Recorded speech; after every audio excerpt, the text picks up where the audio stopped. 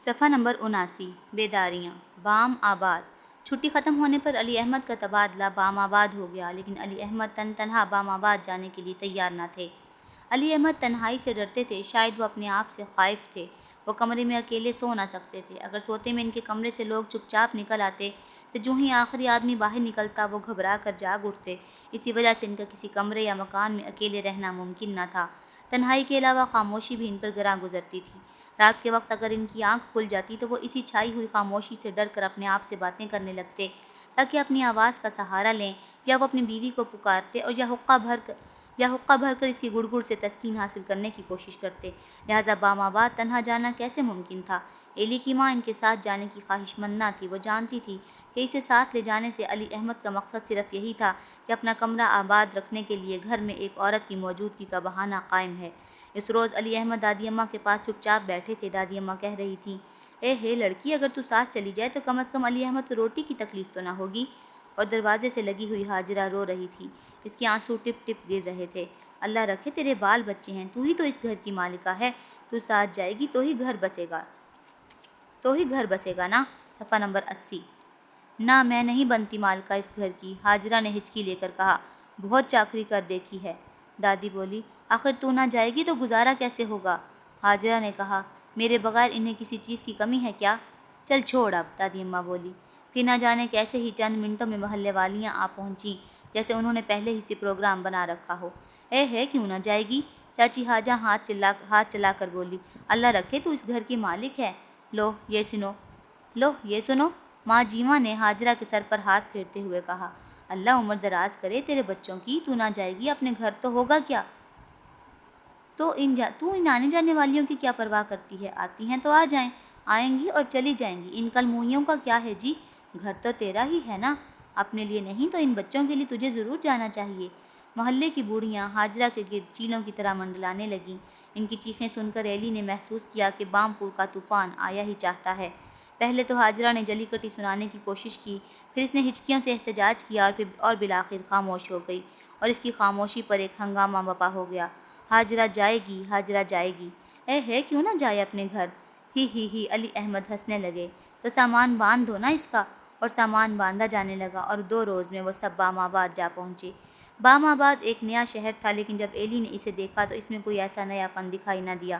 ایلی کا خیال تھا کہ نیا شہر بھی ویسا ہی ہوگا جیسے نیا گھر ہوتا ہے، لیکن اسے پہلی بار معلوم ہوا کہ نیا شہر نئے گھر سے قطعی طور پر مختلف ہوتا ہے۔ صفحہ نمبر 81 بام آباد ایک ویرانہ تھا، وسیع ویرانہ۔ اس کی سڑکیں بے تحاشا چوڑی تھیں کہ سڑک پار کرنا مشکل ہو جاتا۔ پختہ سڑکیں تو در حقیقت بہت چھوٹی تھیں، مگر ان کے ارد گرد بہت ساری زمین خالی پڑی ہوئی تھی۔ بازاروں کے دونوں طرف دکانوں کی جگہ جھونپڑیاں بنی تھیں، جن میں عجیب سی دکانیں لگی ہوئی تھیں۔ سڑک کے درمیان 2 چوک آتے تھے۔ وہ چوک اتنے وسیع تھے کہ ایک طرف سے دوسری طرف چلتے چلتے ایلی تھک جایا کرتا۔ علی پور کا 80 محلہ اس ایک چوک میں سما سکتا تھا۔ سڑک ختم ہوتے ہی ویرانہ شروع ہو جاتا، پھر ہسپتال کی عمارت آتی جس پر ہر وقت موت کا سا سکوت طاری رہتا۔ دائیں طرف ہائی اسکول کی عمارت تھی، ایک بہت بڑی پختہ اور خوبصورت عمارت۔ شکل و صورت میں وہ انگریزی کے حرف ای سے ملتی تھی۔ بڑی عمارت سے ہٹ کر کچے کمروں کی ایک لمبی قطار تھی، اور اس سے مغرب کی طرف ایک مربع بلڈنگ تھی جس کے سامنے بہت بڑا پھاٹک لگا ہوا تھا۔ یہ اسکول کا بورڈنگ ہاؤس تھا۔ اسکول کے ارد گرد وسیع میدان تھے جن میں ریت اڑتی تھی۔ ریت میں کہیں کہیں جھاڑیاں اگی ہوئی تھیں۔ اسکول سے پرے یہاں وہاں کھجور کے درخت لگے ہوتے تھے، اور سڑک پر اونٹوں کے قافلے آتے جاتے رہتے تھے۔ اسکول سے بہت دور شہر کے دوسرے سرے پر علی احمد کا مکان ایک گلی میں واقع تھا۔ اس مکان میں 4 کمرے تھے، ایک بہت بڑا صحن جس میں ایک کونے پر خاردار درخت لگا تھا۔ مکان کے ایک طرف کئی ایک غریب کنبے آباد تھے، وہیں ایک پوٹری میں مائی رفیقہ اور اس کا بیٹا گاما رہتے تھے۔ دوسری طرف ایک گھوڑا ڈاکٹر رہتے تھے جن کا رنگ بےحد کالا تھا، مگر جن کی پیشانی محراب دار تھی۔ ڈاکٹر کا بیٹا فرید بھرپور جوان تھا۔ اس کا منہ کتنا چوڑا تھا اور اس کا جسم کس قدر پھیلا سا تھا۔ ڈاکٹر کے گھر میں 2 جوان لڑکیاں تھیں، زاہدہ اور عابدہ، جو ہر وقت نمازیں پڑھنے میں لگی رہتی تھیں۔ ان کی آنکھیں موٹی موٹی تھیں، لیکن وہ اس قدر کالی کیوں تھیں؟ ان کی آوازیں یوں سنائی دیتی تھیں جیسے گھنٹیاں بج رہی ہوں۔ وہ دونوں فرحت کی سہیلیاں بن گئیں۔ اس بات پر ایلی کو بڑا غصہ آیا۔ اسے فرحت کی سہیلیوں سے بےحد چڑ ہو گئی تھی۔ فرحت کی سہیلیوں کا خیال آتے ہی اس کی نگاہوں تلے سارا اور صبورہ آ جاتی، اور پھر آواز آتی، سارا سو گئی ہے کیا؟ اور پھر چراؤں ٹھک دروازہ بند ہو جاتا۔ سہیلیاں! ایلی کے دل میں غصے کی ایک لہر اٹھتی اور وہ ہوا میں ایک گھونسا چلا دیتا۔ صفحہ نمبر 82 زاہدہ اور عابدہ نے صحن کی درمیانی دیوار سے ایک اینٹ نکال رکھی تھی تاکہ آپس میں باتیں کر سکیں، اور علی احمد آتے جاتے دزدیدہ اور حسد بھری نگاہوں سے اس سوراخ کی طرف دیکھا کرتے، اور ہاجرہ علی احمد کی نگاہوں کو دیکھ کر اپنا سینہ تھام لیا کرتی۔ ہائے اللہ، اب کیا ہوگا؟ اور ایلی محسوس کرتا کہ اب وہ سوراخ بڑا ہو جائے گا، بڑھتے بڑھتے دروازہ بن جائے، اور پھر ایک دن آواز آئے گی، زاہدہ سو گئی کیا؟ اور عابدہ چپکے سے دروازے سے نکل کر گھر میں آ جائے گی، اور پھر علی احمد کے کمرے میں گھس جائے گی، پھر دروازہ بند ہو جائے گا، اور پھر لیکن غصے سے اس کا منہ اس قدر سرخ ہو جاتا کہ پھر کے متعلق اسے کوئی دلچسپی نہ رہتی۔ رفیقہ بام آباد میں سب سے پہلی عورت جو ان کے گھر آئی رفیقہ تھی۔ بی بی کوئی کم ہووے تا دسو نا۔ اس کے انداز میں بے بسی کی جھلک نمایاں تھی، لیکن نہ جانے کیوں ایلی نے محسوس کیا کہ اس کی جھکی جھکی آنکھیں نہ دیکھنے والی نظر آنے کے باوجود دیکھتی تھیں۔ ہاجرہ پہلے ہی روز رفیقہ کی دکھ بھری کہانی سن رہی تھی اور اس کا پلو بھیگا ہوا تھا۔ ایلی نے ایک نظر دونوں کو دیکھا اور پھر غصے سے بے تاب ہو کر باہر چلا گیا۔ رفیقہ روز ان کے یہاں آنے لگی، اس کے ساتھ اس کا چھوٹا بیٹا گاما بھی ہوتا تھا۔ وہ آ کر گھر کے کام کاج میں ہاجرہ کا ہاتھ بٹاتی، اور اس دوران میں علی احمد خلاف معمول خود چلم اٹھائے باورچی خانے میں آ جایا کرتے۔ اوہ رفیقہ ہیں، کیا حال ہے رفیقہ؟ اچھی تو ہے تو؟ بڑی دیر کے بعد دیکھا ہے تجھے۔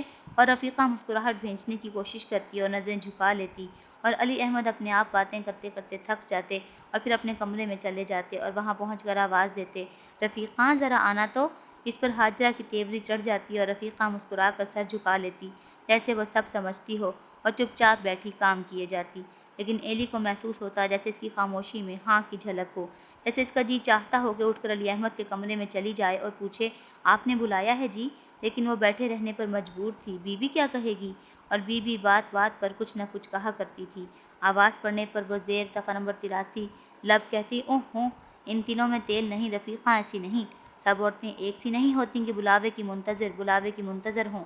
یہ سن کر رفیقہ مسکرائی جاتی اور ایلی مبہم طور پر محسوس کرتا جیسے رفیقہ کا جی کچھ اور چاہتا ہے اور وہ کچھ اور کر رہی، اور ایلی کی نگاہ میں رفیقہ کی مسکراہٹ دو دھاری چھری کی طرح محسوس ہوتی تھی، اور وہ رفیقہ سے نفرت کرتا، اور یہ نفرت روز بروز شدید تر ہوتی جاتی تھی۔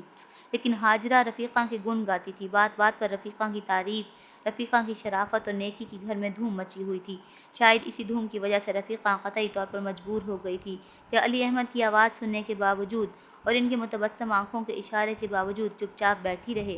اس کے باوجود جب وہ علی احمد کے کمرے کے دروازے کے قریب سے گزرتی تو اس کی گردن تن جاتی، گھگھرا یوں کھلتا اور بند ہوتا کہ عجیب سے دائرے بنتے چلے جاتے، اور ایلی محسوس کرتا جیسے اس کا جی چاہتا ہو کہ رک جائے اور چوری چوری مسکرانے کی بجائے قہقہہ مار کر ہنس دے۔ کیوں بلایا ہے مجھے؟ کس نے بلایا ہے مجھے؟ مگر وہ چلے جاتی۔ ایلی سمجھتا تھا کہ ہاجرہ کی توقعات نے اس کا وہاں رکنا ناممکن کر دیا، اور ہاجرہ کے ان محبت بھرے جذبات سے جس نے رفیقہ سے وابستہ کر رکھے تھے، صفیہ کی بو آتی تھی، اور ایلی کو محسوس ہوتا تھا جیسے رفیقہ صفیہ کی جانشین ہو۔ ایلی کو اس بات پر اور بھی غصہ آتا تھا۔ علی احمد کا گھر ایک عجیب گھر تھا، اس میں دو طاقتیں برسر پیکار تھیں، علی احمد اور ہاجرہ۔ ہر نو واردہ کو دیکھ کر دونوں طاقتیں اسے اپنی اپنی طرف کھینچتیں۔ علی احمد کے کمرے کا کھلا دروازہ اسے اپنی طرف بلاتا اور باورچی خانے کی محراب اسے اپنی طرف کھینچتی۔ علی احمد کے دروازے سے قہقہوں کی آواز سنائی دیتی اور باورچی خانے سے دبی دبی آہوں کی۔ وہ کمرہ اور باورچی خانہ دونوں ہی مظلوم تھے، کمرہ ہی کرنے پر مجبور تھا اور باورچی خانہ آہیں بھرنے پر۔ فطرت ان دونوں کی مجبوریوں پر مسکراتی تھی، جیسے وہ ان دونوں کے راز سے واقف ہو، اور ان دونوں کی کشمکش سے دور ایلی اور فرحت ایک دیوانے میں اکیلے زندگی کے دن کاٹ رہے تھے، تنہا۔ ہر نو واردہ کے پاؤں کی آہٹ سن کر دونوں بھائی بہنوں کے کان کھڑے ہو جاتے۔ اب کیا ہوگا؟ وہ اشتیاق بھری نگاہوں سے اسے دیکھنے لگتے۔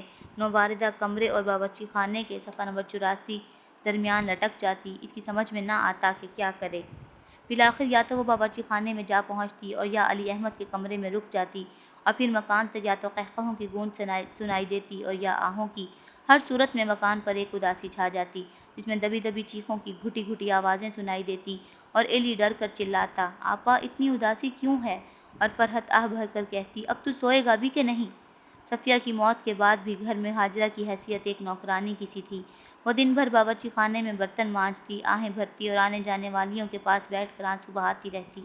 ایلی کی ماں، کمرے سے آواز آتی، وہ گھبرا کر اٹھ بیٹھتی، جی آئی، اور پھر دروازے کے باہر چوکھٹ سے لگ کر پوچھتی، جی کیا ہے؟ جیسے کوئی فقیر بھیک مانگنے کے لیے کھڑا ہو۔ ہاجرہ فطری اور ازلی طور پر بھکارن تھی۔ ڈر، خوف، ہراس اور احساس کمتری سی گھٹی میں پڑے تھے جو اس نے وراثت میں ایلی کو بخش دیے تھے۔ بند کمرہ۔ پھر علی احمد کے دفتر میں کلرکوں کی بھرتی کے لیے امتحانات شروع ہو گئے اور علی احمد کے گھر میں سفارشات کا سلسلہ جاری ہو گیا۔ وہ پہلا موقع تھا جب کہ علی کو احساس ہوا کہ امتحانات اس قسم کے نتائج بھی پیدا کر سکتے ہیں۔ ڈیوڑی میں سے غریب سائلوں کی منتیں سنائی دیتی اور پھر کھجوروں سے بھری ہوئی ٹوکری اندر آ جاتی اور پھر علی احمد کو خود باہر جا کر ٹوکری بھیجنے والے کو ڈانٹنا پڑتا۔ پھر مزید منتوں کی آوازیں بلند ہوتی اور پھر ٹوکری دوبارہ گھر میں آ پہنچتی۔ ان دنوں سفارشوں کا تانتا بندھا تھا، شاید اس لیے کہ بام پور غریبوں کا شہر تھا یا شاید اس لیے کہ علی احمد کے ٹیم کے سپاہی کے متعلق لوگ جان چکے تھے۔ علی احمد اپنے کمرے سے باہر سائلوں کی طرف دیکھتے اور پھر یوں کام میں لگ جاتے جیسے دیکھا ہی نہ ہو۔ ادھر حاجرہ ان مہمانوں کو منہ نہ لگاتی اور بات کیے بغیر اپنے کام میں مشغول رہتی۔ پھر ایلی چوری چوری جھانکتا، اس کی توجہ لوگوں کی نسبت اس ٹوکری پر پڑتی جو ان کے ساتھ ہوتی۔ علی احمد کی توجہ ٹوکری کے بجائے اس شخص پر پڑتی جو سفارش کے لیے آتا تھا، 4 صفحہ نمبر 85۔ ایک بار دیکھنے اور جانچنے کے بعد وہ باہر نکلتے اور غصے میں چلاتے، ہاں بھائی کیا کام ہے، میں کچھ نہیں کر سکتا، میں قطعی طور پر مجبور ہوں۔ یہ کہہ کر وہ اندر چلے جاتے اور ازسر نو کام میں مشغول ہو جاتے۔ اکثر بار سفارشی براہ راست علی احمد کے کمرے میں جا پہنچتا اور ابتدائی جھاڑ جھپاڑ کے بعد ہی ان کا قہقہہ گونجتا اور ایلی کو معلوم ہو جاتا کہ ٹیم کا سپاہی بیدار ہو چکا ہے اور ابھی وہ رزمگاہ میں اتر آئے گا اور پھر گھر پر موت کا سناٹا چھا جائے گا اور اس سناٹے میں رنگین مگر دبی دبی ہنسی کی آواز ابھرے گی۔ پھر دفعتاً سب ٹھیک ہو جائے گا اور نتائج خوشگوار ہوں گے، جیسے دکھی شہزادی کی کہانی میں مشکلات، لڑائیوں اور امتحانات کے بعد سب ٹھیک ہو جاتا ہے اور اس کے بعد سب ہمیشہ خوش و خرم رہتے سہتے ہیں۔ اس سے پہلے ایلی کو مبہم سا احساس تھا کہ سب قصور علی احمد کا ہے اور وہ سوچا کرتا، نہ جانے وہ ایسا کیوں کرتے ہیں، کیوں دروازہ کھلتا ہے اور پھر بند ہو جاتا ہے، کیوں ٹیم کا سپاہی ہنس ہنس کر لڑتا ہے۔ اگرچہ اسے خوب معلوم تھا کہ علی احمد کے کمرے میں جو کچھ ظہور پذیر ہوتا ہے، جسے قہقہوں اور بھیانک سناٹے سے تعلق ہے، گناہ ہے، لیکن اسے یہ معلوم نہ تھا کہ وہاں ہوتا کیا ہے، بلکہ اس کے دل میں دبی دبی آرزو تھی کہ کبھی وہ اتفاقاً وہاں چلا جائے اور اتفاقاً اس کی نظر پڑ جائے اور پھر اسے غصہ آنا شروع ہو جاتا، نہ جانے اپنی بے بسی پر یا اس عمل پر جو اس کے خیال میں وہاں ظہور پذیر ہوتا تھا۔ اب ایلی کو مبہم سا احساس ہونے لگا کہ علی احمد بیچارے مجبور تھے۔ ان کی نگاہوں سے ان کی مجبوری واضح ہوتی تھی، ان کی ہی میں ان کی مجبوری صاف سنائی دیتی تھی۔ وہ کیوں اور کیسے مجبور تھے اسے معلوم نہ ہوا، بہرحال وہ مجبور تھے۔ قصور ان کا تھا جو اپنے عزیزوں کو ساتھ لاتی تھیں۔ کور اور آسا۔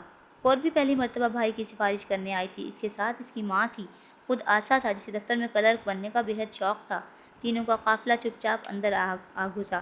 آگے ماں تھی، درمیان میں کور تھی اور پیچھے آسا۔ ماں کے کپڑے میل سے بھرے ہوئے تھے، صفحہ نمبر 86۔ اس کا جسم لٹا ہوا تھا، نگاہ ہرسالود تھی، اسے دیکھ کر انتہائی غلاظت کا احساس ہوتا تھا۔ کور سیاہ فام گوشت تھا، کور سیاہ فام گوشت کا ایک گول مٹول لوتھڑا تھی جس پر بھڑکیلے کپڑے ٹنگے ہوئے تھے جو اس لوتھڑے کو اور بھی بدنما بنا رہے تھے۔ اس کا قد ٹھنگنا تھا، سر چھوٹا اور گول جس میں چھوٹی چھوٹی آنکھیں رینگتی اور سفید دانت رضامندی کی چمک سے روشن تھے۔ آسا ایک اونچا لمبا لڑکا تھا، اس کا چہرہ ذہنی چمک سے کورا تھا، اس کی آنکھوں میں حماقت کوٹ کوٹ کر بھری ہوئی تھی اور اس کے انداز سے صاف ظاہر ہوتا تھا کہ وہ کور کے پیچھے پیچھے چلنے کا عادی ہے۔ یہ قافلہ چپکے سے مکان میں داخل ہوا اور علی احمد کے متعلق ابتدائی معلومات حاصل کرنے کے بعد باہر صحن میں اسی مقام پر خیمہ زن ہو گیا جہاں سے اندر کام میں منہمک علی احمد پورے طور پر دکھائی دیتے تھے۔ علی احمد نے باہر دیکھا، کور کے دانت چمکے، انہوں نے جلد ہی سر جھکا کر لکھنا شروع کر دیا۔ کور اپنے گھگھرے اور چولی کو ٹھیک کر کے علی احمد کی طرف منہ موڑ کر بیٹھ گئی۔ بڑھیا نے اس کی طرف پیٹھ کر لی۔ آسا آسمان کی طرف اڑتی ہوئی چیلوں کا بغور معائنہ کرنے لگا۔ کور کے دانت پھر چمکے، اس نے ایک بھرپور انگڑائی لی۔ علی احمد کے ہاتھ سے قلم چھوٹ کر رجسٹر پر جا گرا۔ کون ہے؟ وہ بولے۔ جواب میں دانت چمکے اور بغیر کسی تمہید کے کور اٹھ کر علی احمد کے کمرے میں جا داخل ہوئی۔ اس پر بڑھیا اس خاردار درخت کو دیکھنے میں مصروف ہو گئی جو صحن میں پھیلا ہوا تھا اور آسا تنکے سے زمین پر بیل بوٹے بنانے لگا۔ اس روز علی احمد کے کمرے سے ٹیم کے سپاہی کی ہی سنائی دینے کی بجائے ربڑ کی گڑیا کی چیں چیں سنائی دے رہی تھی اور ایلی حیران تھا اور فرحت یوں خلا میں گھور رہی تھی جیسے کچھ بھی نہ ہو۔ دفعتاً دروازہ کھلا اور کور ہنستی ہوئی نکلی۔ ماں آسا فیل تو نہیں؟ آسا تو پاس ہے۔ نہ جانے کس نے اس سے کہہ دیا ہے کہ تو فیل ہے، خواہ وہ تو پاس ہے، میں نے خود نتیجہ دیکھا ہے، تو نے کہا نہیں تھا؟ اس نے آسا کو مخاطب کر کے کہا۔ یہ تو پاگل ہے، آسا کی ماں بولی۔ آسا پاگلوں کی طرح ہنسا اور پھر خاموش ہو گیا۔ کور کے دانت چمکے، علی احمد سر کھجانے لگے۔ آؤں گی، ضرور آؤں گی بابو جی، وہ بولی۔ چل ماں، اور مڑ مڑ کر دانت چمکاتی ہوئی سیاہ صفحہ نمبر 87 گھگرے کو ٹانگوں پر لپیٹتی ہوئی چل پڑی۔ اب آسا سب سے آگے تھا، پیچھے اس کی ماں اور سب سے پیچھے کور تھی۔ انہیں جاتے دیکھ کر ایلی باہر نکلا، مضطربانہ گھر میں گھومنے لگا، باورچی خانے میں داخل ہوا تو دفعتاً سرگوشیوں کی آوازیں بند ہو گئیں۔ हाजरा चूल्हे के पास बैठी थी। इससे ज़रा परे रफ़ीक़ा घघरे पर बूटियाँ बना रही थी। ज़ाहिर था कि वो दोनों कोर के मुतालिक बातें कर रही थीं। लेकिन क्यों? एली के आने पर वो दफ़तन चुप क्यों हो जाया करती थी? यूँ सर से सर जोड़कर दबी दबी आवाज़ में पहरों बातें करते रहना, और रफ़ीक़ा के होंठों पर वो दबी दबी मुस्कुराहट, जैसे वो अपने आप को धोखा दे रही हो, जैसे वो हाजरा को फ़रेब दे रही हो। अम्मा इसे इस कदर अच्छा क्यों समझती थीं? और वो चलते वक्त जानबूझकर इस तरह कदम क्यों उठाती थी कि इसके घघरे में दायरे पड़ें, और अली अहमद के कमरे के पास से गुजरते हुए इसकी गर्दन मोरनी की तरह तन क्यों जाती थी?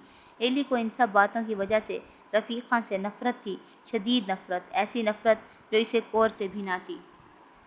नौकरानी के यहाँ बच्चा।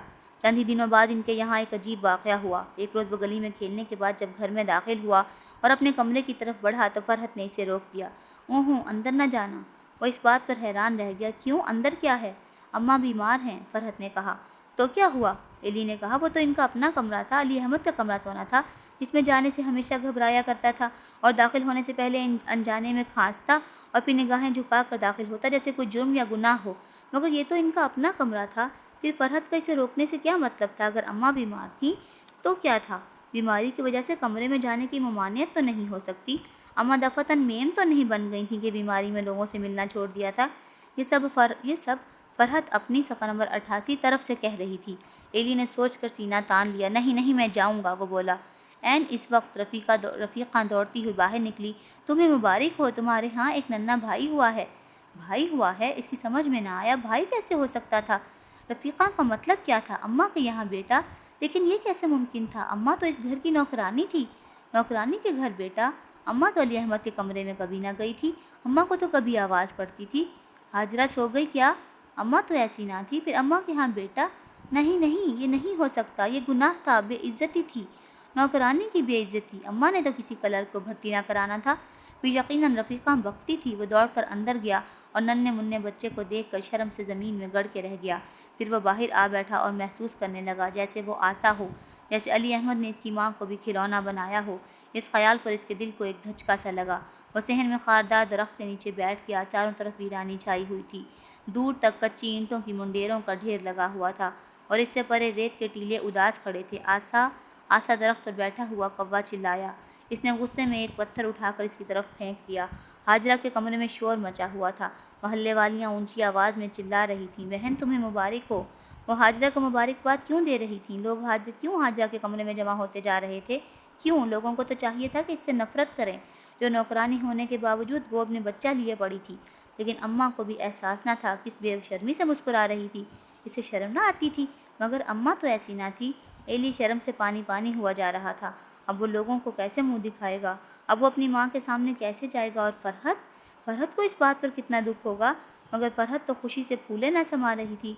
क्या फरहत को ये बात गवारा थी? क्या इस हादसे पर इसे दुख न हुआ था? इधर अब्बा अपने कमरे में आकाओं की तरह इत्मीनान से बैठे लिख रहे थे, जैसे इन्हें नौकरानी और इसके नौज़ायदा बच्चे की खबर ही ना हो। सफ़र नंबर 89। बच्चे की मुबारकबाद देने के लिए मुख्तलिफ़ किस्म के लोग आते थे। कुछ तो हाजरा की कोठरी में जाकर घुस जाते और कुछ अली अहमद के कमरे से आगे ना जा सकते। कोर इन लोगों में पेश थी। बाबूजी मुबारक हो। वो दूर से चिल्लाती हुई आई और फिर अली अहमद के कमरे में दाखिल होकर यूँ मुतमईन हो गई जैसे अली अहमद ही जच्चा और बच्चा हों। अली अहमद का कमरा कोर के लिए मखसूस हुआ जा रहा था।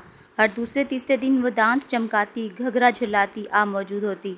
कहो बाबूजी, क्या हाल चाल है? नन्ना कैसा है? इसके सफ़ेद दांत स्याह रंग में चमकते। आ गई तू? अली अहमद इसकी तरफ देखकर मुस्कुराते। अच्छा, तो अभी यकीन नहीं आया? वो पंखे की रस्सी हाथ में पकड़कर चाबक की तरह झिलाते हुए चिल्लाती। ये देखकर टीम का सिपाही जोश में आ जाता। अच्छा, ये जुर्रत! फिर कमरे में ऊधम मच जाता और एली गुस्से में मुट्ठियाँ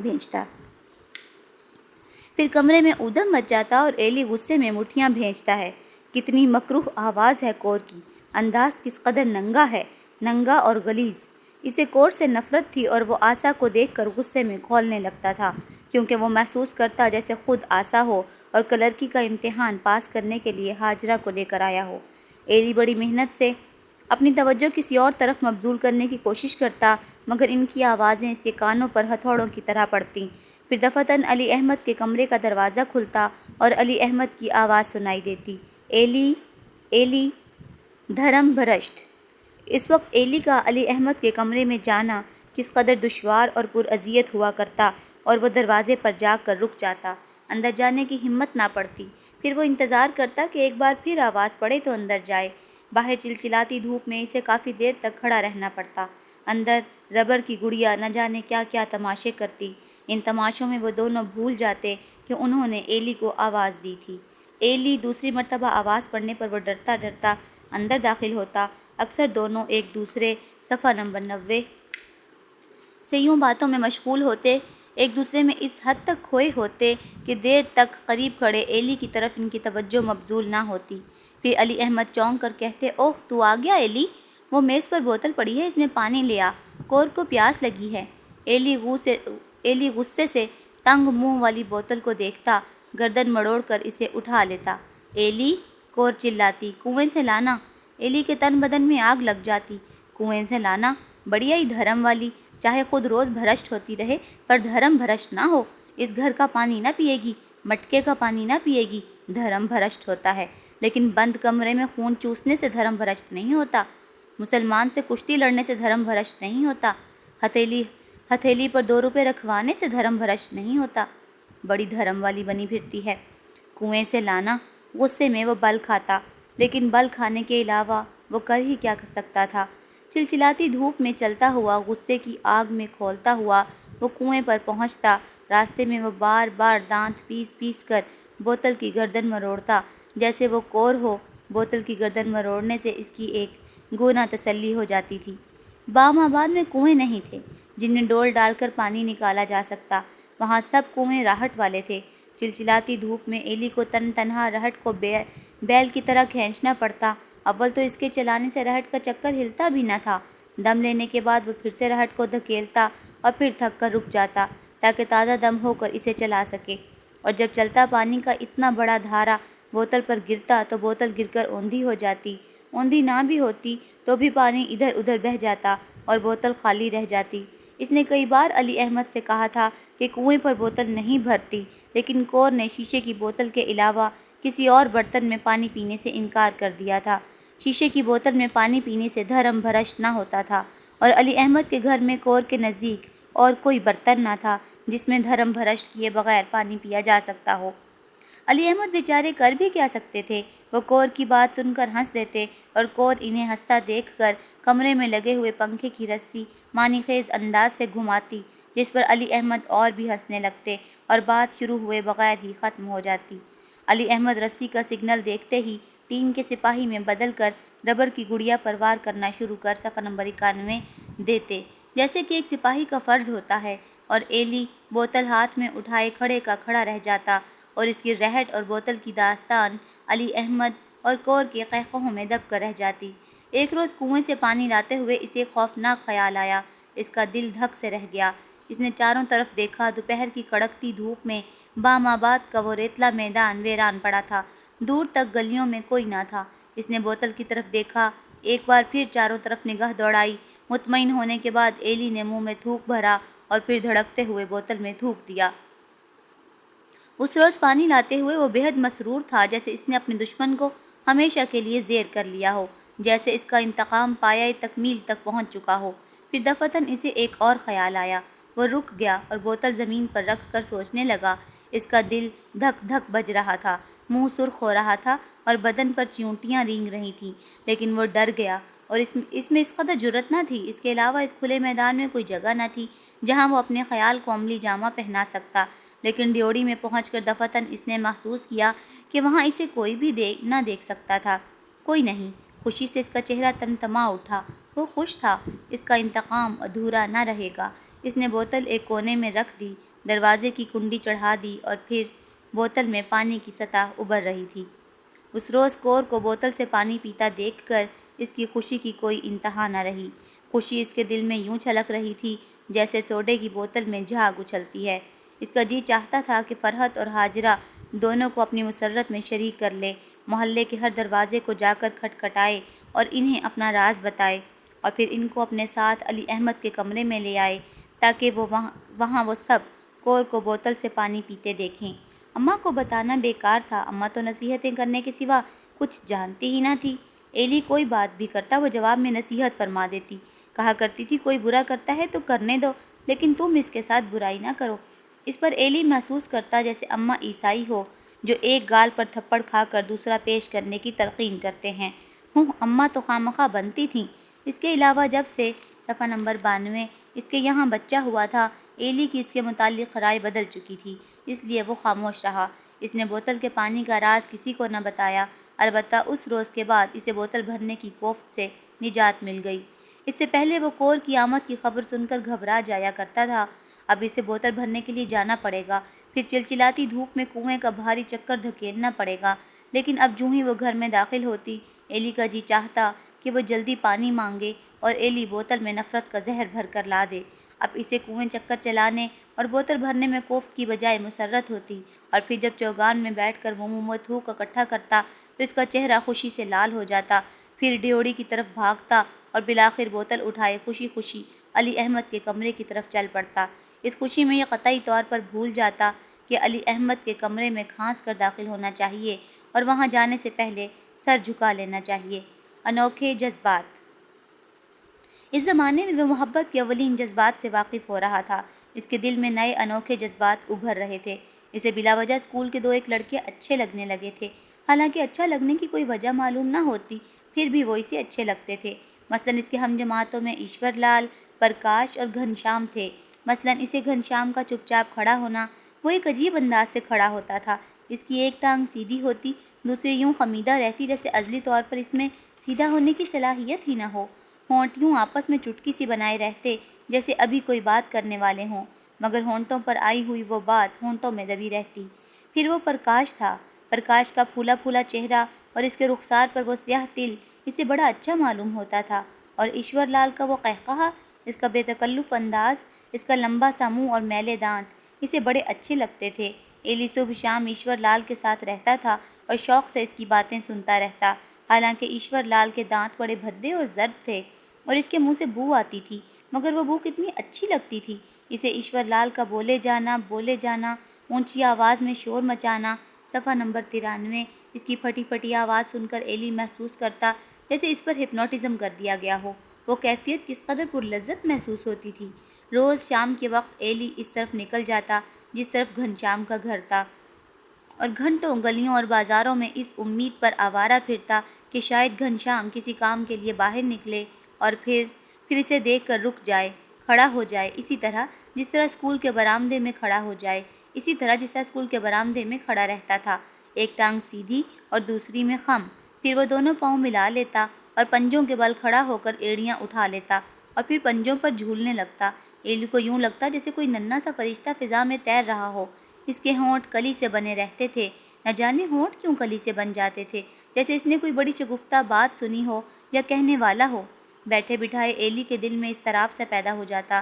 اس کا جی چاہتا کہ وہ ایشور لال کی باتیں سنے، یا گھنشام کے سامنے کھڑا ہو اور فضا میں کوئی پیارا فرشتہ جھول رہا ہو، یا پرکاش کا گول چہرہ اس کی نگاہوں میں سما جاتا اور وہ بےتاب ہو کر اٹھ بیٹھتا اور باہر گلی میں جا کر ٹہلنے لگتا۔ لیکن گلی میں ٹہلنا بھی تو مشکل ہوا جا رہا تھا۔ وہاں ٹہلتا تو پڑوس والے گھر سے زاہدہ عابدہ کی آوازیں کان میں پڑتیں۔ کس قدر سریلی آوازیں تھیں، دل میں تیر کی طرح چبھ جاتی تھیں اور پھر اندر جا کر ڈولنے لگتیں، جیسے دل میں کوئی فرشتہ پنجوں کے بل کھڑا جھول رہا ہو۔ آوازوں میں کیسا جادو تھا، کیوں؟ شکلیں تو بالکل سیدھی سادی تھیں، رنگ بھی کالا، اور ان میں کچھ بھی تو جاذب نظر نہ تھا، لیکن آوازیں ایلی کو بےتاب کر دیتی تھیں، تیکھی، سریلی اور لوچ دار آوازیں۔ پھر دفعتاً اسے خیال آتا کہ قریب ہی وہ چٹی سفید نرس میز کے مقابل کھڑی آپ ہی آپ شرما رہی ہوگی، جیسے اس کی عادت تھی۔ مسکراتے ہوئے اس کے گالوں میں گڑھے پڑ جاتے تھے، لیکن وہ مسکراتی کیوں تھی؟ مسکرانے کی کوئی وجہ بھی تو معلوم نہ ہوتی تھی۔ زرد رنگ کے مرہموں کے مرتبانوں اور کڑوی دوائیوں کی بوتلوں کے درمیان کھڑے ہو کر مسکرانا ایلی کے لیے یہ عقدہ ناقابل حل تھا۔ پھر اس کی چال کس پھبن سے چلتی تھی، مسکراتی تو جیسے چراغ روشن ہو جایا کرتے، مگر وہ ایلی کو دیکھ کر قطعاً نہ مسکراتی تھی۔ ہاں، اس روز جس روز اماں نے اسے بلایا تھا، جب ان کے گھر ننھا ہوا تھا، اس روز صفحہ نمبر 94 علی احمد بار بار نرس سے باتیں کرتے رہے تھے۔ نرس مسکراتی تھی اور منہ موڑ لیتی تھی، پھر منہ موڑ کر مسکراتی تھی اور علی احمد گھوم کر پھر اس کے سامنے آ کھڑے ہوتے تھے۔ زاہدہ اور عابدہ کے خیال سے بچنے کی کوشش میں ایلی نرس کے خیال میں کھو جاتا، مگر ڈسپینسری کی کھڑکی تک جانے کی اس میں ہمت نہ پڑتی۔ پھر اس کے خیالات کا رخ زاہدہ کے بھائی فرید کی طرف منعطف ہو جاتا۔ کتنا شوق تھا اسے نرس کو دیکھنے کا۔ فرید بھرپور جوان تھا، اس کا جسم کتنا بڑا تھا، موٹے موٹے ہاتھ، پھولی پھولی پنڈلیاں اور بھرے بھرے بازو۔ وہ نرس کے لیے ہر وقت مضطرب رہتا تھا۔ ایلی، وہ اسے گلی میں دیکھ کر رک جاتا۔ ایلی ذرا جانا تو، ہسپتال کی کھڑکی سے جھانکنا، ہے یا چلی گئی؟ خدا کے لیے ابھی جاؤ، یار ہم تو مر گئے، تباہ ہو گئے اس کے لیے۔ اور پھر وہ مضطربانہ گلی میں گھومنے لگتا، بار بار جسم کھجاتا اور ڈسپینسری کی کھڑکی سے نرس اس کی طرف دیکھ کر مسکرا کر منہ موڑ لیتی اور اپنے کام میں لگ جاتی، جیسے کچھ خبر ہی نہ ہو کہ باہر کون کھڑا ہے۔ نرس مسکراتی کیوں تھی؟ مسکرانے کے بعد منہ کیوں موڑ لیتی تھی؟ ایلی کی سمجھ میں نہ آتا تھا۔ پھر وہ ہسپتال کی طرف جاتا، کھڑکی میں سے دھڑکتے دل سے جھانکتا۔ کتنی سفید تھی وہ، چٹی سفید۔ ایلی کو گورا رنگ بےحد پسند تھا، لیکن نرس اس کی طرف دیکھتی بھی نہ تھی۔ مسکراتی بھی تو اسے محسوس ہوتا جیسے وہ مسکراہٹ بالکل روکھی پھیکی ہو۔ نہ جانے ایلی کے روبرو نرس وہ مسکراہٹ کیوں نہ مسکراتی تھی جو وہ فرید کے سامنے مسکرایا کرتی تھی، اور ایلی کو دیکھ کر وہ منہ بھی تو نہ موڑتی تھی۔ اس پر ایلی کو بے حد دکھ ہوتا۔ اس کا جی چاہتا تھا کہ کسی کونے میں جا کر رو دے، چیخیں مار مار کر روئے، مگر رونا بھی تو نہ آتا تھا اسے۔ اس روکھی مسکراہٹ والی نرس سے مایوس ہو کر وہ از سر نو گھنشیام کے خیال کی طرف متوجہ ہو جاتا اور ہسپتال کی کھڑکی کو چھوڑ کر بازار کی طرف چل پڑتا۔ شاید گھنشیام کہیں بازار میں کھڑا ہو، شاید ایشور گلی میں کھیل رہا ہو، یا شاید پرکاش۔ ایلی کے دل میں انوکھی بیداریاں پیدا ہو رہی تھیں۔ جوں جوں اس کے دل میں نئی آرزوئیں تشکیل پائی جاتی، توں اس کے دل میں علی احمد کے کمرے سے نفرت بڑھتی جاتی اور اس کمرے میں جانے والیوں کے خلاف بغض شدید تر ہوتا جاتا اور اماں اور رفیقہ کے متعلق شبہات تقویت پکڑتے جاتے۔ صفحہ نمبر 95۔ اماں تو اب ننھے میں کھو چکی تھیں۔ صبح و شام دن رات وہ ننھے کی دیکھ بھال میں وقت بسر کرتی اور باقی ماندہ وقت باورچی خانے میں گزارتی۔ فرحت بھی ہر وقت ننھے کو کھلانے میں لگی رہتی تھی۔ رفیقہ اسے کھلاتی تو نہ تھی مگر بڑے شوق سے دیکھتی۔ آتے ہی سیدھی ننھے کی طرف جا کر اس کے ہونٹوں پر انگلی رکھ کر کہتی، یہ ننھا بال ہے، یہ مینڈا سائیں ہے، اور پھر باورچی خانے میں بیٹھ کر گھگھرے پر دھاگے سے بوٹیاں بنانے میں مصروف ہو جاتی۔ علی احمد اب بھی سارا دن حساب کتاب لکھنے میں وقت صرف کرتے تھے اور کور بھی مہینے میں صرف 4 مرتبہ آتی تھی۔ اب تو ایلی کو کور میں چندہ دلچسپی نہیں رہی تھی۔ وہ اس کی بوتل میں تھوکنے سے بھی اکتا چکا تھا۔ جب کبھی علی احمد اس سے پانی لانے کو کہتے تو وہ چپکے سے بوتل اٹھا کر باہر نکل آتا اور پھر گھڑے سے پانی بھر لیتا۔ پھر کچھ دیر گلی میں کھیلنے کے بعد بوتل اٹھا کر ابا کے کمرے کی طرف چل پڑتا اور کور سمجھتی کہ وہ پانی کنویں کا ہے۔ کور کو پانی کے بارے میں سوچنے کی فرصت ہی کہاں تھی۔ وہ تو بند کمرے میں ربڑ کی گڑیا کی طرح چین چین کرتی اور جاتے وقت 2 روپوں کے لیے علی احمد سے جھگڑا کرنے میں مصروف ہو جاتی۔ علی احمد کا بھی کور سے دل بھر چکا تھا، کیونکہ اب وہ اس کے آنے پر بھی کام میں لگے رہتے تھے اور اس کے جانے سے پہلے ہی پھر سے لکھنے میں مصروف ہو جاتے۔ نہ جانے ان دنوں وہ کسے چٹھیاں لکھ رہے تھے۔ ہر دوسرے تیسرے دن وہ ایک چٹھی لکھ کر ایلی کو دیتے، لو بھائی اسے لیٹر باکس میں ڈال آؤ۔ پہلی مرتبہ جب ایلی نے لفافے کا پتہ پڑھا تو وہ حیران رہ گیا۔ استانی کے نام چٹھی، اور وہ بھی شام کوٹ والی؟ کیا وہی جس نے شلوار کی جگہ چادر لپیٹ رکھی تھی؟ وہ تو شاید اس بات کو اہمیت نہ دیتا، لیکن گلی میں فرید نے اسے پکڑ لیا۔ ہوں، استانی کو خط جا رہا ہے۔ کون ہے یہ استانی؟ دال میں کچھ کالا ہے دوست۔ اس وقت ایلی نے بھی محسوس کیا کہ دال میں کچھ کالا ہے، لیکن اس کی سمجھ میں نہ آیا کہ دال کون تھی اور کالا کون تھا۔ استانی تو دال نہیں ہو سکتی تھی۔ پھر فرید نے اس کا ہاتھ تھام لیا اور عجیب سی نگاہوں سے اسے دیکھنے لگا۔ ایلی، اس نے معنی خیز نگاہوں سے اسے دیکھا۔ ایلی کے جسم میں جھنجھناہٹ سی دوڑ گئی۔ ایلی، فرید نے اس پر بھرپور نگاہ ڈالی۔ ایلی کی ایڑیاں ہوا میں معلق ہو گئیں اور وہ فضا میں جھولنے لگا جیسے وہ کوئی ننھا فرشتہ ہو۔ وہ محسوس کرنے لگا جیسے وہ خود گھنشیام ہو اور کوئی ایلی اس کی طرف دیکھ رہا ہو۔ اس کے جسم میں چیونٹیاں صفحہ نمبر 96 سی دوڑنے لگیں۔ اس روز ایلی دیر تک آئینے کے سامنے کھڑا رہا، لیکن وہاں ایک بھدے کالے اور بھونڈے لڑکے کے سوا کچھ نہ تھا۔ پھر اس نے باہر جا کر صابن سے منہ دھویا۔ شاید وہ پہلا دن تھا جب اس نے اس شدت سے محسوس کیا تھا کہ وہ بدصورت ہے۔ اس کی سمجھ میں کچھ نہ آتا تھا کہ فرید اسے ایسی نگاہوں سے کیوں دیکھتا تھا۔ نہ جانے وہ ایسی آنکھیں کیوں کر بنا لیا کرتا تھا، اور پھر اس کا ایلی کہہ کر خاموش ہو جانا، جیسے اس کی آواز حلق میں خشک ہو گئی ہو۔ لیکن اس کے اپنے جسم پر چیونٹیاں سی کیوں رینگنے لگتی تھیں؟ وہ چیونٹیاں گدگدی کیوں کرتی تھیں جس سے دل میں کچھ ہوتا تھا؟ عجیب سا احساس تھا وہ۔ انجانے میں ایلی کو فرید سے ڈر لگنا شروع ہو گیا اور اس نے فرید کے گھر کی طرف جانا چھوڑ دیا۔ لیکن کیوں؟ وہ یہ نہ جان سکا۔ اس کے باوجود جب کبھی وہ کپڑے بدلتا یا نیا جوڑا پہنتا تو اسے کوئی نہ کوئی ضروری کام پڑ جاتا اور مجبوراً اسے گلی میں اس سمت کو جانا پڑتا جہاں فرید کا گھر تھا۔ جاتے ہوئے اس کا دل دھک دھک کرنے لگتا۔ ہر آہٹ پر اس کے دل پر عجیب سا دباؤ محسوس ہوتا، جیسے کسی نے اسے پکڑ لیا ہو۔ ایلی! اسے خواہ آوازیں سنائی دیتی اور پھر جسم پر چیونٹیاں رینگنے لگتی۔ گلی میں فرید نہ ملتا تو وہ اطمینان کا سانس لیتا، لیکن دل میں دبی دبی سی خلش کانٹے کی طرح لگی رہتی اور بالآخر مایوس ہو کر گھنشیام کے گھر کی طرف چل پڑتا۔ شاید گھنشیام بازار میں کھڑا ہو۔ اس کی نگاہ تلے گھنشیام آ کھڑا ہوتا، جس کے پاس ہی فرید کھڑا ہنس رہا ہوتا۔ فرید اور گھنشیام اب اس کے ذہن میں لازم و ملزوم ہوئے جا رہے تھے، روز بروز بےتاب ہوا جا رہا تھا۔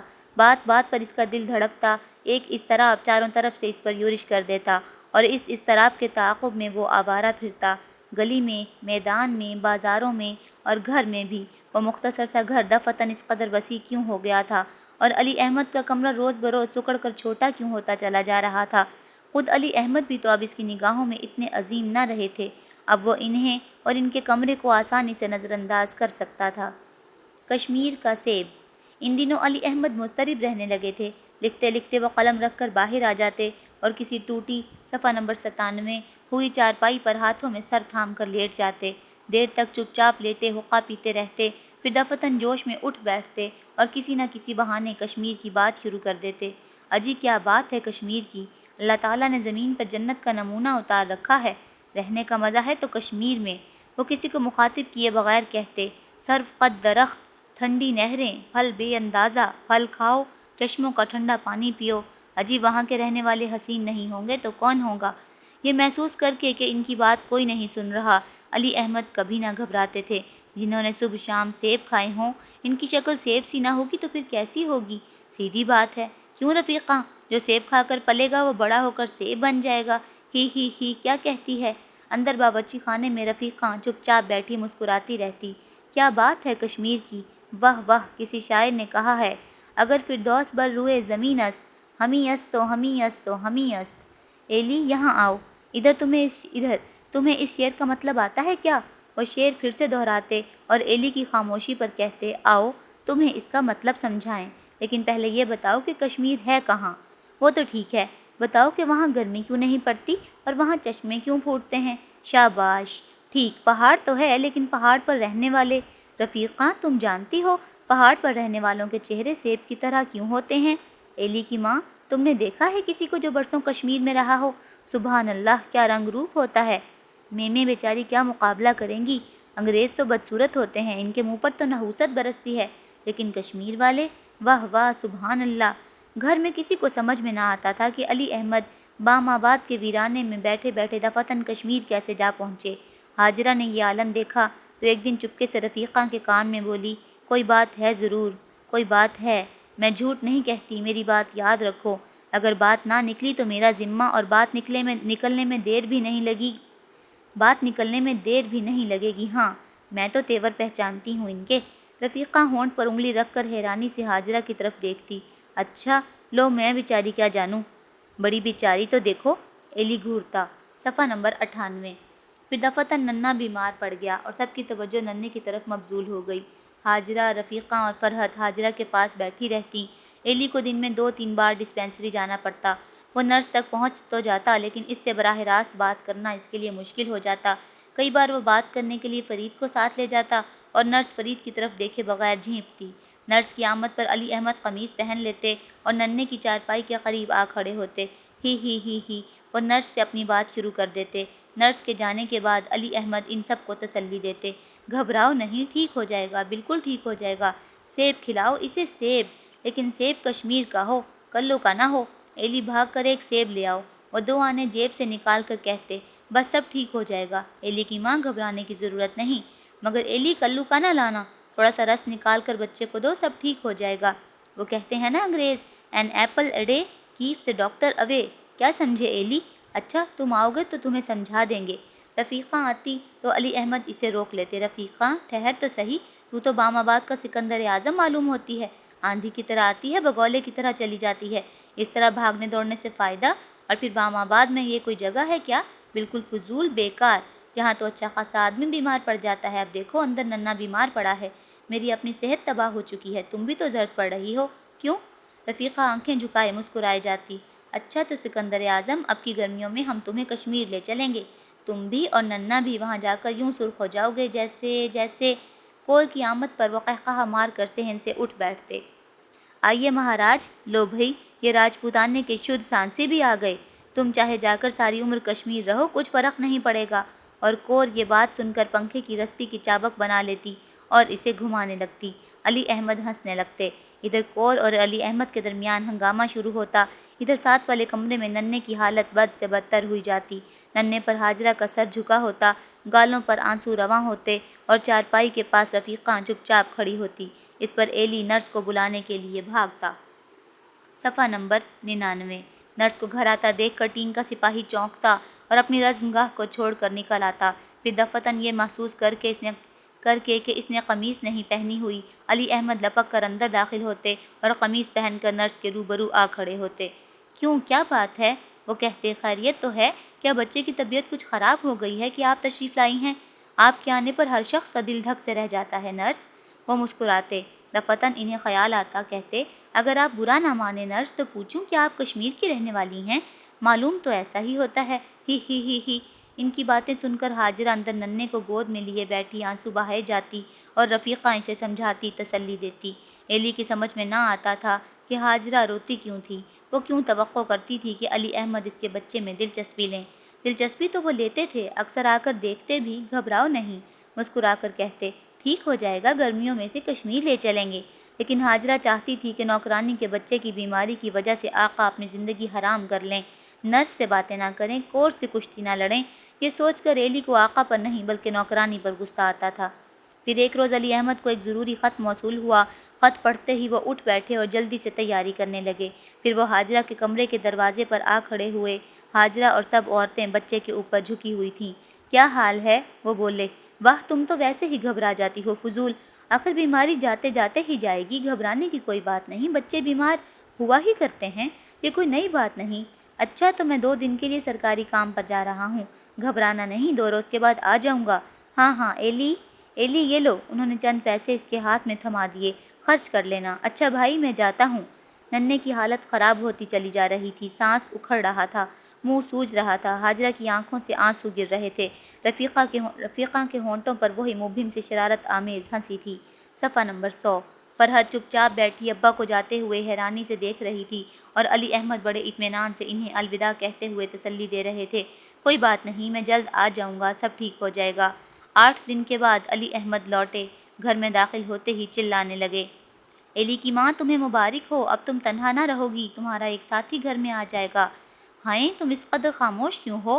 انہوں نے گھر پر چھائی ہوئی خاموشی کو محسوس کر کے کہا اور پھر جیسے یکدم کچھ یاد آ جانے پر وہ بولے، ہاں ننے کا کیا حال ہے؟ حاجرہ کے منہ سے ایک دبی ہوئی چیخ سن کر وہ گھبرا گئے۔ اوہ، تم نے مجھے بتایا ہی نہیں، مجھے تار دے دیا ہوتا، کوئی آدمی بھیج دیا ہوتا۔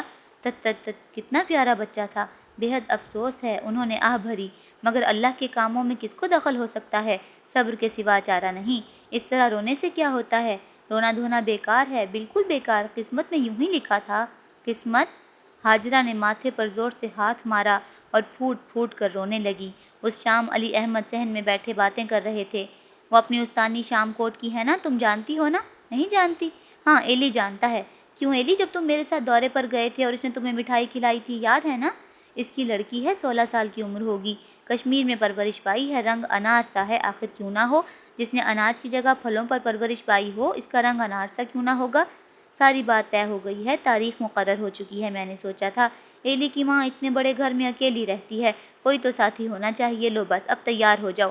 ایلی کی ماں، ہم سب علی پور جا رہے ہیں، ایلی کی دادی نے بلایا ہے، سارا انتظام تمہیں کو کرنا ہوگا۔ ایلی کی ماں، تمہارے سوا گھر میں اور کون ہے؟ ہی ہی ہی، وہ ہنسنے لگے۔ حاجرہ کی آنکھیں بالکل ہی پتھر آ گئیں، رفیقہ مسکرانے لگی اور ایلی علی پور جانے کی خوشی میں ناچنے لگا۔ ایلی کو بھائی کی موت پر چندہ غم نہ ہوا تھا، وہ سمجھتا تھا کہ اچھا ہی ہوا کہ نوکرانی، صفحہ نمبر 101، کے گناہ کا نشان مٹ گیا، اب اسے کوئی یاد دلانے والا نہ تھا کہ وہ آسا ہے۔ علی پور جانے کی خبر سن کر ایلی کی توجہ اپنے ساتھیوں کی طرف مبذول ہو گئی اور وہ یوں بہل گیا جیسے کوئی بچہ کھلونا ملنے پر بہل جاتا ہے۔ 9ویں جماعت کا امتحان ختم ہو چکا تھا، اس لیے علی پور جانے کی خبر اس کے لیے بے حد خوش کن تھی۔ شہبالہ۔ علی پور پہنچتے ہی محلے والوں نے ایلی پر سوالوں کی بوچھاڑ کر ڈالی۔ کیوں ایلی، کیا باپ کی شادی پر آئے ہو؟ کیا کہتا ہے؟ ایلی شہبالہ بنے گا اپنے ابا کا، ہے نا؟ کیوں میاں، تمہاری نظر میں بھی کوئی کشمیر کا سیب ہے؟ ابھی سے چناؤ کر لو میاں، پھر پچھتاؤ گے۔ اے ہے ایلی بیٹے سے مزاق کیوں کرتے ہو؟ وہ کیوں بنے شہبالہ کسی کا؟ اس کے تو دولہا بننے کے دن آ رہے ہیں، بھائی اسے دق نہ کرو۔ کیوں بھائی، اماں کو ڈولی میں بٹھا کر کب لائے گا ایلی؟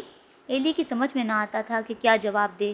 ویسے وہ کوشش تو کرتا تھا کہ کوئی چمکیلی بات کرے، لیکن نہ جانے کیوں اسے اس بات پر شرم محسوس ہونے لگتی اور اس کی آواز گلے میں خشک ہو کر رہ جاتی۔ اس پر عورتیں اسے چھیڑتیں۔ لے، لڑکے کی آنکھوں میں آنسو چھلکنے لگے۔ اے ہے، اس کے گلے میں تو آواز خشک ہو گئی۔ نہ بیٹے ایلی، برا نہ مان، اس کا کیا ہے؟ علی احمد تو ہے ہی ایسا، عورتوں کے بغیر اس کا وقت کٹنا مشکل ہے۔ مگر بیٹا، چاہے کوئی آئے کوئی جائے، گھر کا مالک تو ہی ہے اور گھر کی مالکہ تیری ماں ہاجرہ۔ ان آنے جانے والیوں کو کون پوچھتا ہے ماں؟ ادھر علی احمد کے گرد لوگوں نے حلقہ باندھ رکھا تھا۔ کیوں علی احمد، نہ رہ سکا تو نئی شادی کے بغیر؟ شرم نہیں آتی علی احمد؟ یہ کیا تیرے دلہا بننے کا وقت ہے؟ گھر بیٹی جوان ہو چکی ہے، لڑکا 10ویں پاس کر چکا ہے۔ علی احمد، کوئی کشمیر کا سیب ہمیں بھی لا دو۔ صفحہ نمبر 102۔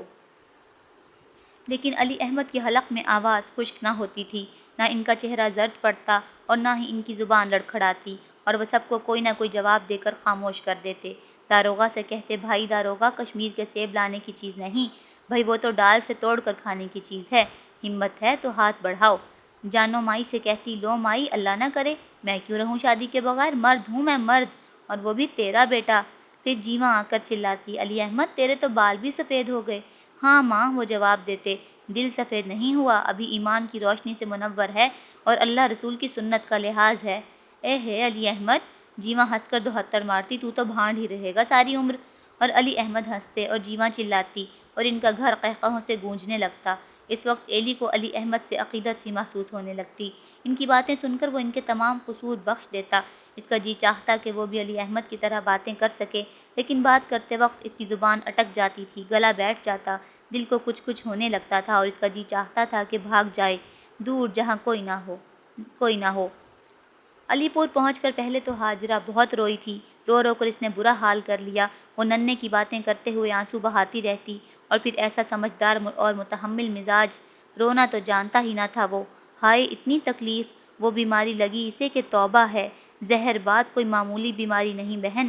لیکن اس بچے نے اف تک نہ کی، رویا ہی نہیں، بس حیران نگاہوں سے چاروں طرف دیکھتا رہا کہ میں کہاں آ گیا جہاں میری کسی کو قدر نہیں، جہاں کسی کو میرے دکھ کی خبر نہیں۔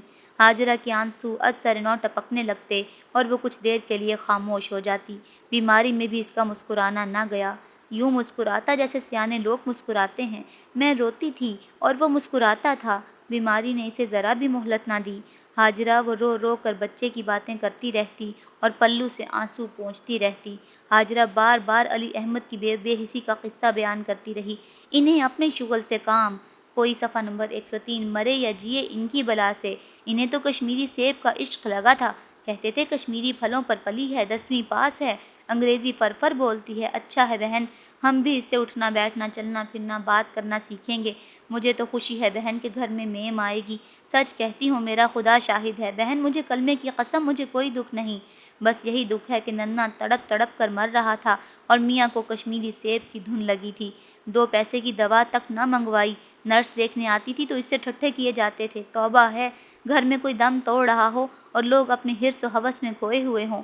کیا زمانہ آیا ہے، مجھے سوکن کا دکھ تو نہیں، اس ننھے پھول سے بچے کا دکھ ہے۔ اور وہ از سر نو رونے لگتی۔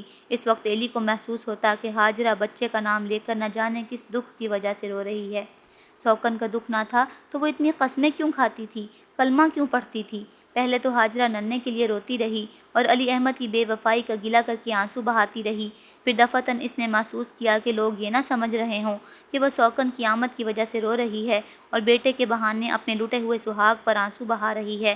ہاجرہ سب کچھ برداشت کر سکتی تھی، یہ نہیں کہ لوگ اس کی قوت برداشت کا مذاق اڑائیں، اس پر خاوند پسندی کا جرم عائد کریں، اس لیے وہ خاموش ہو گئی اور اٹھ کر علی احمد کے بیاہ کی تیاری میں لگ گئی اور یوں شوق سے انتظامات کرنے لگی جیسے خاوند کی بجائے اس کے بیٹے کی شادی ہو رہی تھی۔ انتظامات پر وہ بات بات پر اعتراض کرتی، نہیں نہیں، یہ تو کچھ بھی نہیں، میں دلہن کو یہ پہننے نہ دوں گی، دلہن کیا کہے گی، سسرال والے کیا سمجھیں گے، اور یہ زیور تو اب پرانا ہو گیا ہے، دلہن کے لیے نئی طرز کی چیز ہونی چاہیے۔